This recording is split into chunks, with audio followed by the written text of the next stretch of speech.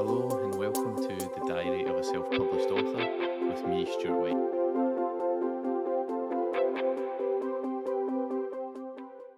Hello and welcome to the Diary of a Self-Published Author with me, Stuart White. Today's date is the Thursday the 20th of July. It's 9:30 at night. Again, recording a quiet time in my house. Summer holidays still, so I'm still inundated with requests for snacks and to go out and play outside in the back garden and other such things. So peaceful time in the evening is always essential for recording this podcast. So very exciting episode. I have my first interview guest on, and you'll get to hear that interview a little bit later in the episode.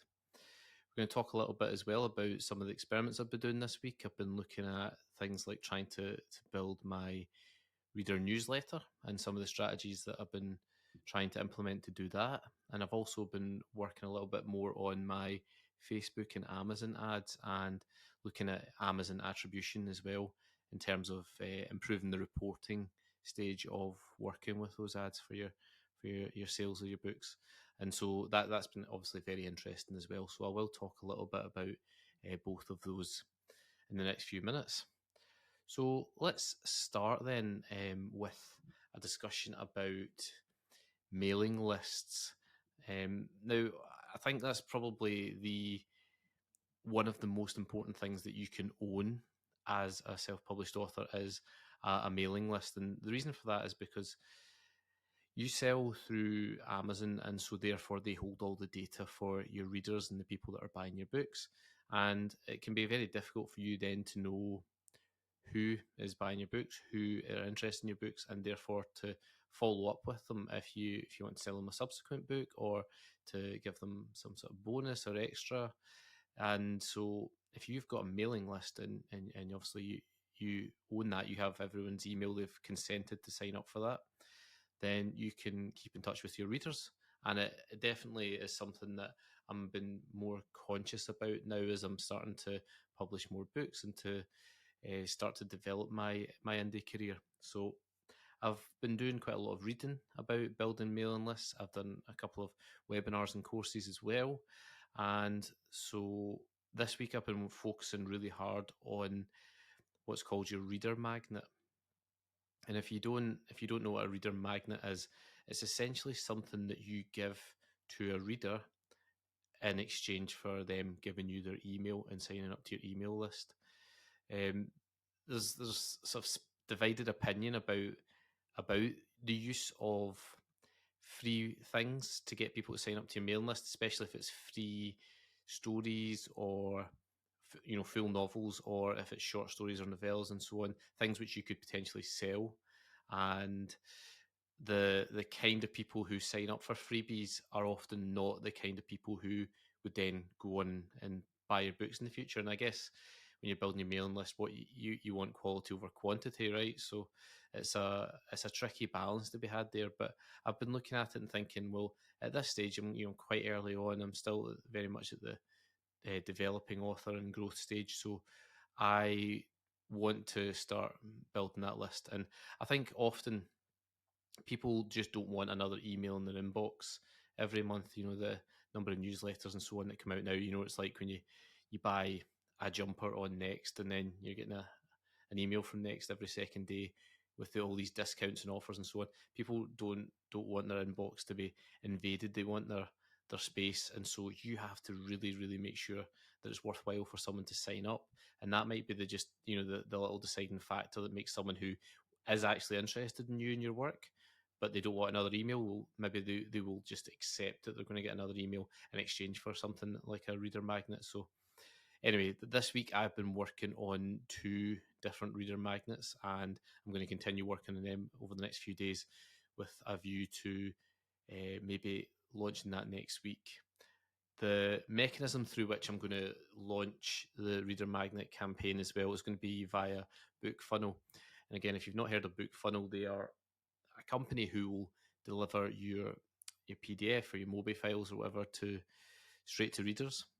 So you don't have to sort of go through the manual process of getting the email address and then sending an email with a file attached. They'll deliver that securely to the person who signs up to your mailing list. And I've noticed as well they've got some nice little integrations with a lot of the mailing list companies like MailChimp, MailerLite, and a whole bunch more. So it's it's relatively cheap as well to sign up for it. So it looks like it could be something that I could work on throughout the rest of this year, as using these reader magnets to try and get more people on my mailing list and see if that then translates into more people buying my books and following me and interacting with me via my newsletter as well. Because it's definitely, my newsletter is definitely something that I want to utilize as a sort of social space between me and my readers as well, and the people who want to support me in my indie career. And so for me anyway, it's important that I develop and grow that, but also keep the social aspect to it as well, the open dialogue that I hope to have with people that are interested in my books. So I've been working hard on that, and as I say, I'll update you on how that's going and specifically what I do when I put all the pieces into place, and yeah, and let you know the results over time.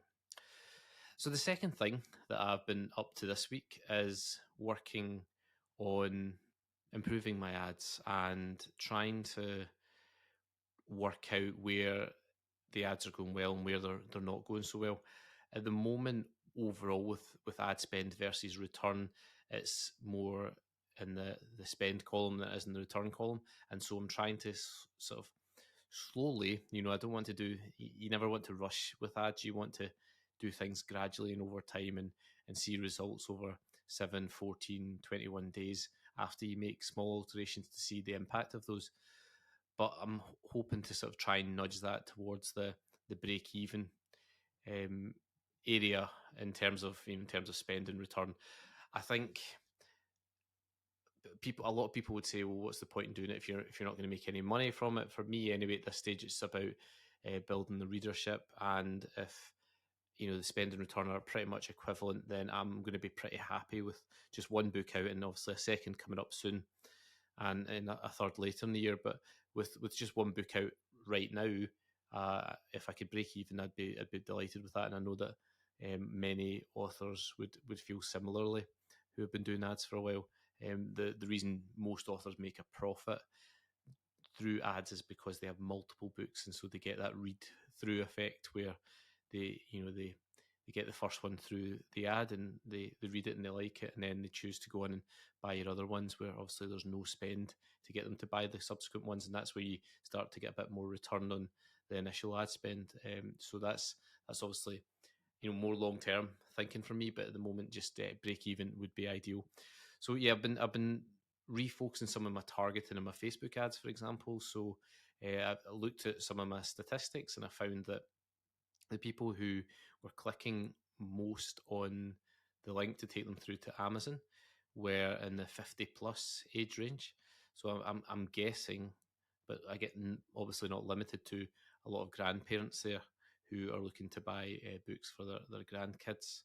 And so that's what I decided to then sort of double down on and start to focus on. And I removed the 25 to 50-year-olds from a duplicate ad, and I'm now in the sort of testing phase of that and seeing how that ad works compared to the one that had the wider age range, but with still, like, I still have all the specifics of like interests and so on of the Facebook profiles.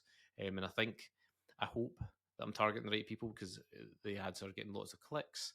They are just not getting as many sales as would be ideal. And so I'm trying to sort of do a wee A/B test with the age ranges, but also I've been looking at my blurb on my Amazon page and where they're landing.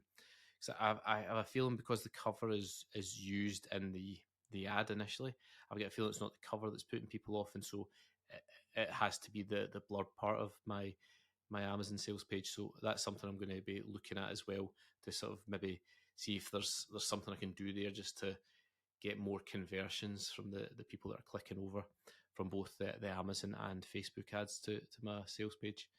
So yeah, been working on that, and I've also added Amazon attribution links to the adverts as well. And what those do essentially is track the people who click on your ad links, and they let you know if people have clicked on my Facebook ad, for example, have then gone on to buy a book on Amazon. And sometimes you can see sales in your dashboard, but you're not sure if they're organic sales or paid sales via Amazon ads or paid sales via Facebook ads. So it's difficult to differentiate at times. And so it's good to have that Amazon attribution link that then says, actually, this person came from Facebook. And then you can be a bit more certain about the value of the ads that you're doing there. So that's also something that I have put in place this week, and I'll see how that goes, and again update you on how things pan out on that front. So quite a busy wee week. I've also been doing other things. I applied for this kind of award, this writer award. I also entered a different book that I've written into writing a novel award competition. And fingers crossed for that. I'm quite excited about that new book that I entered for that one. That's one that it's a long way down the road. I might actually query that one to agents when it's ready, and rather than self-publish it. But anyway, that's that. I've been up to lots and lots this week, so it's been busy, but also fun. I've really enjoyed it, and I'm at the end of the week now and feeling like I've achieved quite a lot, which is unusual for me. I often am quite hard on myself and don't necessarily appreciate, the things that I have achieved. And so this week, it feels like I've done quite a lot. And I should say, actually, to sort of finish on a positive note, I had a message from a year 5 class in the primary school who have been reading Ghosts of Mars this term, and the teacher was lovely. She said when they got to the end of the book yesterday, I think it was, the whole class gave a round of applause, and they all wrote me these lovely letters. I got 21 letters from this class of year 5s, and they they were lovely. Like adorable kids. What they wrote was really nice. They had goes at like sketching the cover themselves on their letter. They told me the things they really liked about the story, which was nice to hear. And they were asking lots of questions about future books and so on. So I did them a wee pre-recorded message and sent that over to the teacher just to answer all their questions and stuff. And that was quite nice. I quite enjoyed doing that. This is the big thing that for me anyway is making all this worthwhile, is being able to get those little moments of joy that being a published author and having kids read your book allows you to get. And it's something that I thought was so far away for me for so long, and now that I've sort of taken my fate into my own hands and so on, I'm able to enjoy and experience these moments, and it is quite special. So that's a nice wee note, I think, to finish up on my last diary entry for this particular week. So we're going to go over now to chat to Jemma Hatt, who is my first guest on the podcast, and we're going to chat to her and hear a little bit more about her self-publishing journey.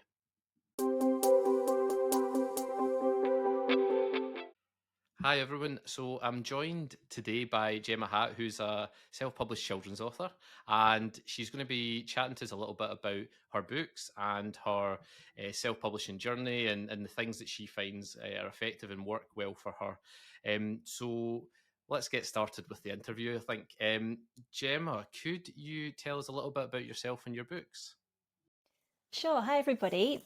So my books are, well, they're made up of a couple of series. So I have the Adventurous series, which is currently 6 books that follows a group of children and their border collie as they have adventures and find treasure around the world. I've also recently started the Mysterious Mansion series, which is set in Edwardian London. And I have another book called The Treasure of Tea Towers, which is traditionally published in Germany. And my books have been translated in 4 languages so far.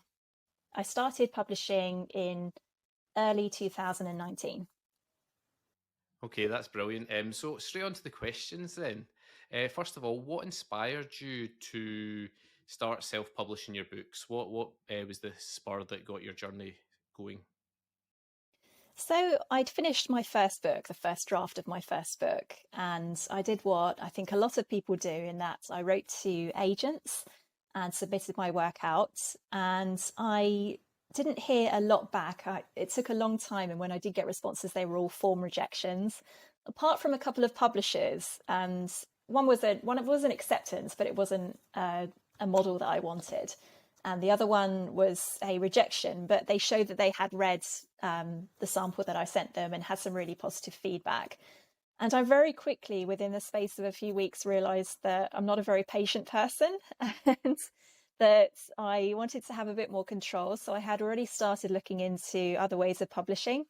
And I found out about some authors who are extremely successful at independent publishing. So, for example, Mark Dawson and Adam Croft, who have both sold over 1 million copies of their books in a completely different genre in thrillers.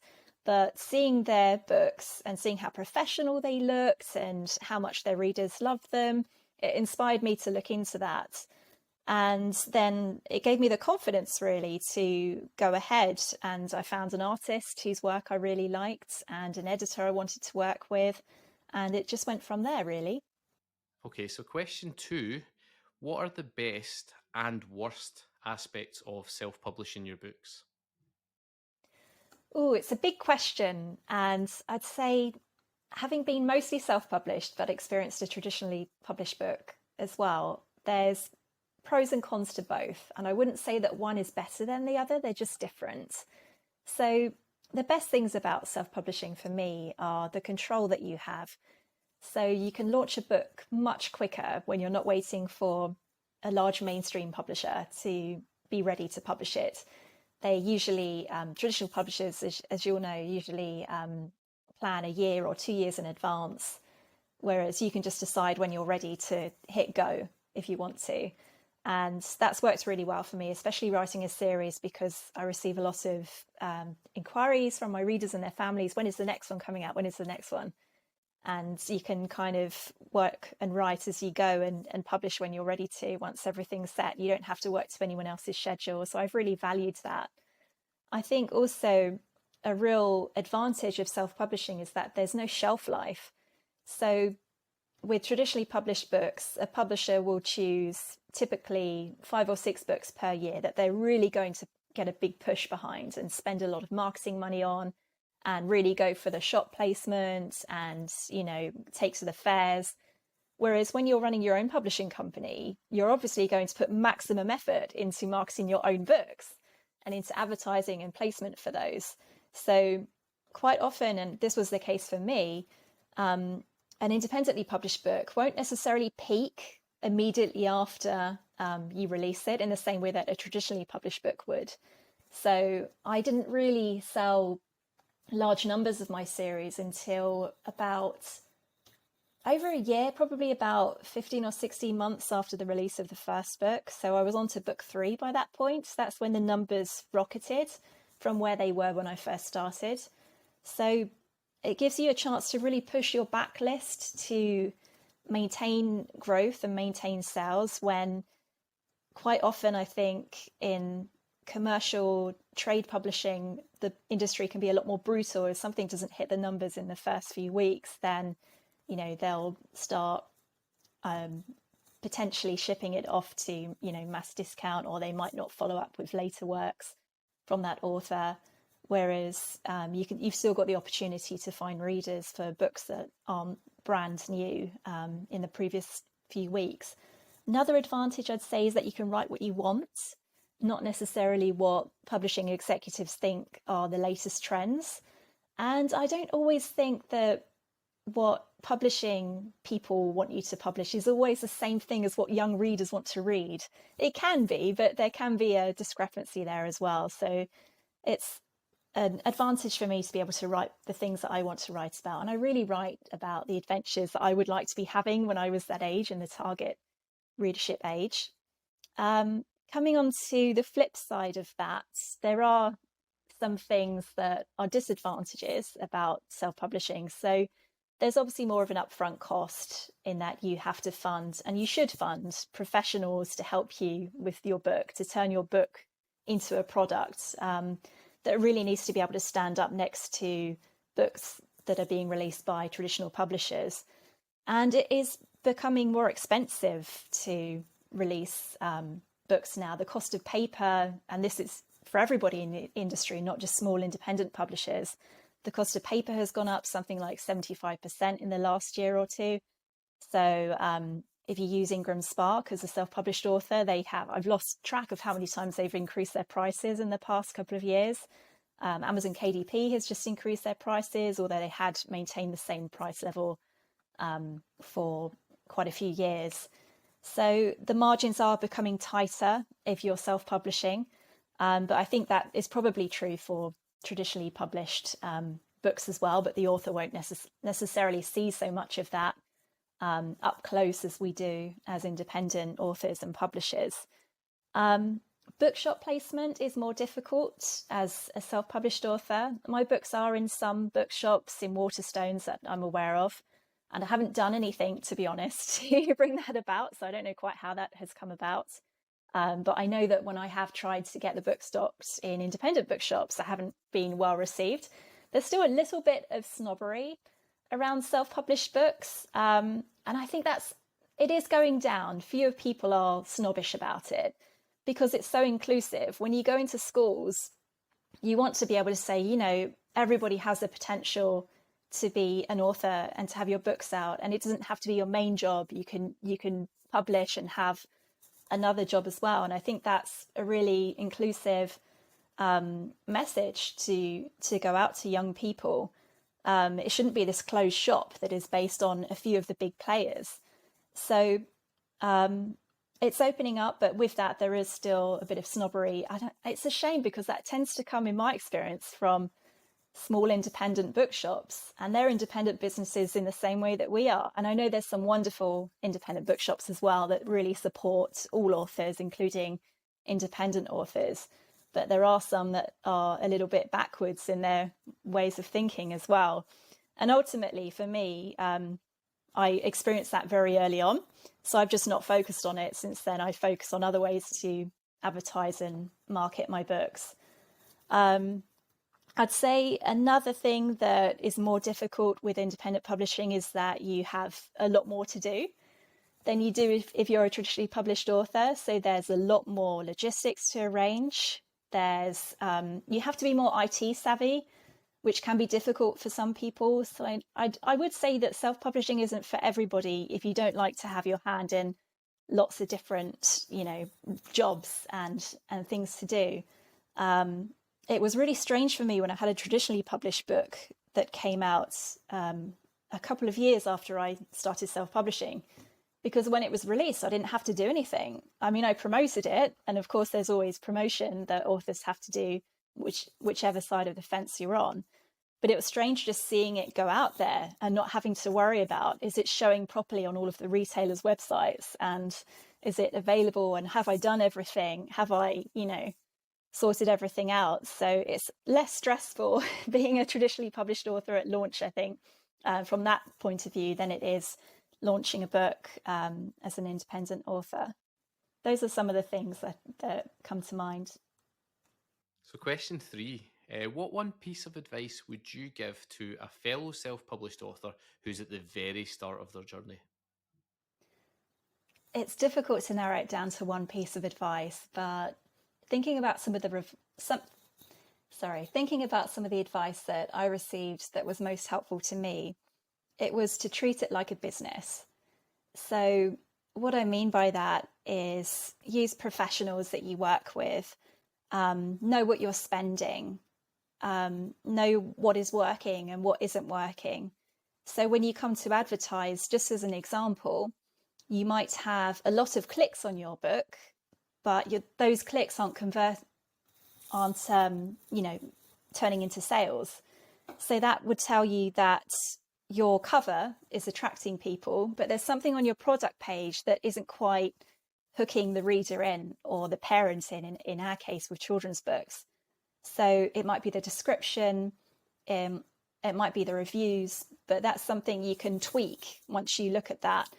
Or alternatively, you might have not many clicks in response to your ads, and in that case it could be that people aren't attracted to the cover, or just that the targeting is wrong, that the people you're trying to target aren't interested in that sort of book, so they're not clicking on it. So think critically about your own work. Try not to take it too personally. And, don't take bad reviews to heart, for example, or bad ratings, because it's just someone's opinion. Or in some cases, it might be they've just clicked the wrong button on Amazon. I've seen sometimes people get a 1-star review that's really glowing and positive. That hasn't happened on mine.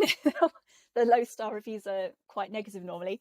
But it doesn't matter. If the majority of people like your book and, you receive some wonderful comments, then that's what matters. And I think as human beings, and especially as creative people, we can sometimes focus on the one negative or the one constructive thing rather than all of the amazing comments about how, a child read your books and your books inspired them to read more, that they haven't liked any books before they read your books. There's comments like this that we receive as authors. Those are the ones to focus on, not the small percentage of low ratings or low reviews. So that would be my advice. Try not to take things to heart. Treat it like a business, be professional, and little things like having a separate bank account, for example, for your business side of things from your personal can really help with that as well. And I'm going to give another piece of advice, even though you only asked for one, which is just go for it, because, we only have a certain amount of time on this earth to do the things that we want to do. And it really upsets me when I see people, especially on Twitter, writers saying, I love this book that I've written so much. I think it's really special, but I haven't had the response from agents. So I'm just going to put it in a drawer and forget about it for years and never look at it again. And I want to say to those people, there's another way. You don't have to do that. But I guess, number one, it's none of my business. But also that person may have already decided that self-publishing isn't for them. But it does feel a shame to me that some people, put so much work and passion into something and then don't progress with it, because there could be an audience out there could be a readership that will really love what that author has created. And it can go the other way as well. I always think to myself, what's the worst that can happen? So when I was ready to publish my first book, I thought, the worst thing that can happen is that either nobody reads it, and I didn't know that anybody would read it, so that was a real possibility, or that people read it and they didn't like it. And I thought, you know what, I can live with that. If people don't like what I've written, that's okay. I mean, it's a bit embarrassing, but at least I've tried, I've done something, and, it's not the end of the world. It's not going to negatively impact anyone else's life. So all you can do is do your best, try to create the best work that you can, get some outside opinions from professionals, from editors, use proofreaders, professional illustrators, unless you're one yourself, and just go for it. So thanks so much, Jemma, for coming on and chatting a little bit about your own self-publishing journey and giving so much useful advice and tips for those who are just starting out.